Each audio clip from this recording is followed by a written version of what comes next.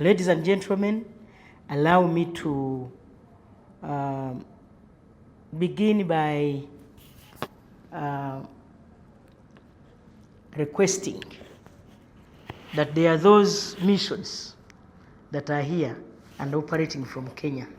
We request that you open embassies and high commissions in Kampala so that we foster better collaboration and strengthen partnerships between our two countries. Currently, we believe that supervision of programs supported by our governments is quite costly and inefficient when you operate from outside Uganda.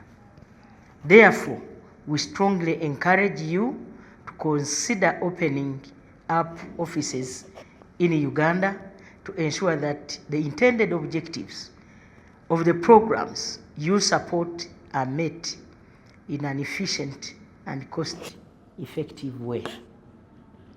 We also encourage you to share your ongoing and planned programs for Uganda, especially those who are already accredited.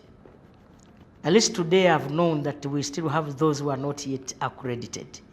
We shall facilitate your accreditation. So as you may be aware, Uganda now is pursuing an ambitious tenfold growth strategy aimed at expanding the size of our economy from $50.3 billion in the year 2023, which has now moved to $61.3 billion and is expected to increase to $500 billion by the year 2040. And to achieve this qualitative leap into upper middle income status, we must expand strategic partnerships. To achieve the above objectives, the government of Uganda intends to implement a number of transformative projects and programs, such as power generation. Currently, Uganda has a total of 2,052 megawatts. So we need cheap power so that we can transform our economy through industrialization. As co-architects, whether through trade, technology transfer, infrastructure financing, climate partnerships, education collaborations, or private sector engagement, your countries have meaningful role in shaping this next chapter. So Uganda stands ready to industrialize responsibly, ready to integrate more deeply within the region and continent, ready to empower its young population with skills and opportunity, and ready to engage constructively with you all. The next decade will be decisive, but we approach it with optimism, grounded in strategy and confidence, anchored in the partnership that we are really asking of you today. You on your strategy to grow the GDP tenfold in the next 10 years. If we can contribute to that, that would be fantastic. We have been cooperating with the government since 1981. We financed 55 projects in those years for a total of more than 2 trillion Ugandan shillings, the equivalent of 500 billion euros. And we are having a pipeline now which would double, more than double that amount. So let me quickly run through those projects, and I'd be very keen to hear from your team here which projects we should prioritize. So first of all, we are close to signing later this year the rehabilitation of the Nalubale-Kira hydropower plant, 380 megawatts, roughly 30% of your installed grid capacity. So this project is already well advanced, and we would lend 65 million euros and get a grant of 30 million euros from the EU. And we also understand as Finland, as the EU, that Uganda is diversifying its partnerships to Gulf countries, China, other partners in Asia, and also with EU, we're one of your key export markets actually. And there's a sustainable business for Uganda flagship project around the partnership between EU and Uganda, and it aligns actually really well with your tenfold growth strategy. So it's really good to see that in action. This flagship project actually provides support for your economic diplomacy also outside Uganda. So that's good for you to acknowledge. I'm sure many of your colleagues here, Excellencies, know. So please work actively with the European Union on. And I want to assure you from the onset that Uganda is safe, secure, and durably peaceful. So you can make returns from your investment if you do. And of course, my colleague, if the Prime Minister allows, will also assure you of the rule of law. If you have any disputes, our courts are able to sort you.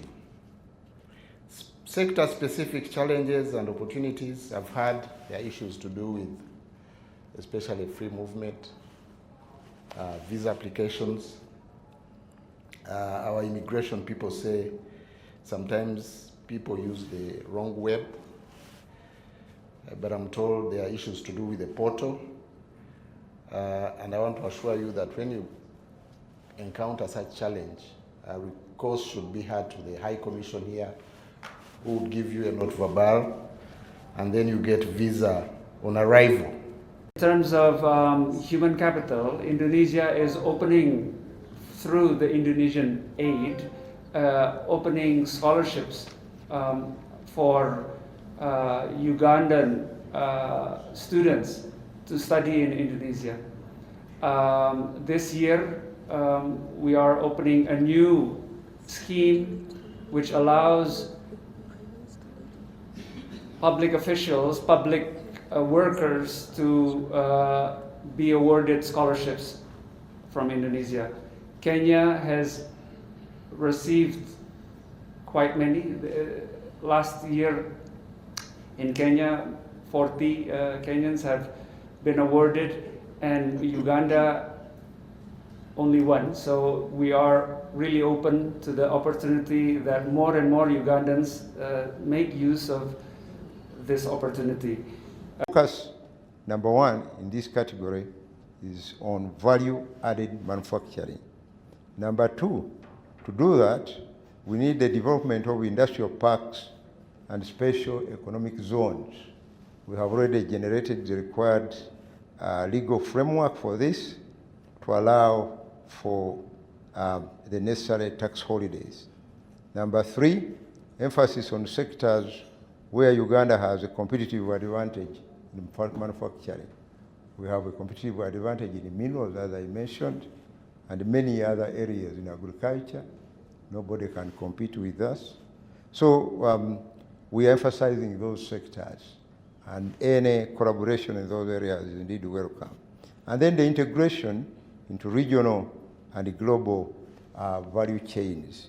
There are value chains within which we are collaborating with member countries, and therefore we need to strengthen those value chains for greater output. We call upon you also that to take the opportunities at Uganda. We welcome you also in Uganda, and we would like you to do business in Uganda side by side with the Chinese and side by side with the Indians who are there. We do not stop Western countries from coming to Uganda. We do not stop others from coming to do business in Uganda. But the fear, the continuous fear, which we read and I hear in the diplomatic circles about Chinese and Indians, are unfounded, because we will give you a similar platform and a similar opportunity without discrimination to do business in Uganda. So I hope that this today is a fresh opportunity for those of you who are not credited in Uganda. We know occasionally visitors, but visiting is not enough. We look forward to, Uganda is a country with vast land. Also cybersecurity. So we are ready to come and to work together on this. Regarding education, we have relaunched our program for Africa on scholarships. And just to have an idea about the commitment to work with Uganda, Uganda was the only country who benefited from few scholarships for medicine, so which is not part of our program. United Nations Development Agency, UNDP is happy to be part of this roundtable as facilitator of development discourse and development outcomes. This remains at the heart of what we do as UNDP. Allow me to begin by reaffirming UNDP's strong commitment to supporting Uganda's national development agenda under our UNDP country program document and United Nations Sustainable Development Cooperation Framework, both of which run from 2026 to 2030. Today, we recognize that Uganda has made commendable development strides in recent decades. The Human Development Index has steadily increased from 0.34 in the 1990s to 0.58 in 2023, reflecting progress in life expectancy, education, and income. Similarly, gains in gender equality are evident in the decline in gender inequality index, demonstrating improvements in opportunities for women and girls. Economically, the country has demonstrated remarkable resilience. Uganda recorded robust GDP growth of 6.3% in the financial year 2024-2025, supported by sound macroeconomic management and strong domestic demand.